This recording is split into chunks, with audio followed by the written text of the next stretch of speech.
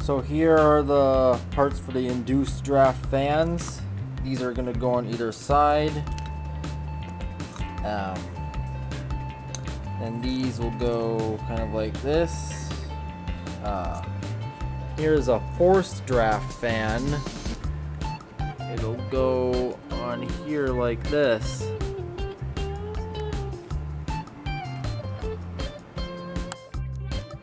Alright, so here are all the draft fans. These are the electric motors which by a belt drive the centrifugal blower fans that pull the exhaust out of the boilers. And there are the forced draft fans right there. All steam pipes. I believe this pipe comes down from the deaerator and sends the water to the feed water pump. And then this pipe right here is the exhaust steam from the feed water pump. And this one is for the deaerator, bleed steam off the turbine, which goes to deaerator. Alright, so here's the piping layout. This is a low pressure or first stage feed water heater.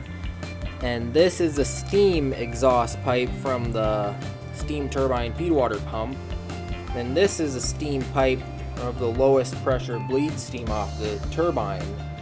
And then this pipe right here is where the hot water goes up into the deaerator.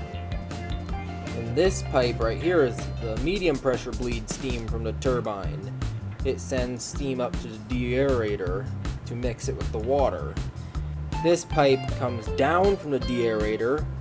The water goes down to the feed water pumps, and then the water will come back up through this pipe from the feed water pumps into the high pressure or third stage feed water heater. Alright, so I think my engine room model is now done. I have the roof on it, and the draft fans, and I cut this little door to insert a camera. But yeah, let's take a look at this engine room model.